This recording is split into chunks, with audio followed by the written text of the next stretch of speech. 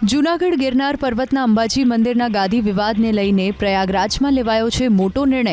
જૂના અખાડા પરિષદે મહેશગીરી બાપુ, મહાદેવગીરી બાપુ જૂના અખાડા પરિષદમાંથી દૂર કરવાની સાથે કુંભ મેળામાં પ્રતિબંધ લગાવવાનો નિર્ણય કર્યો છે। અંબાજી મંદિરના બ્રહ્મલીન મહંત તનસુખગીરી બાપુના નિધન બાદ મહેશગીરી બાપુ અને હરિગીરી બાપુ વચ્ચે શાબ્દિક જંગ શરૂ થયો, ત્યારે મહાદેવગીરી બાપુએ આ અંગે પોતાને કોઈ જાણ ન હોવાનો દાવો કર્યો।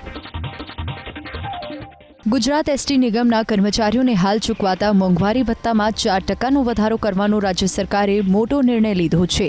હવે એસટીના કર્મચારીઓને 50% મુજબનું મોંઘવારી ભથ્થું ચૂકવવામાં આવશે।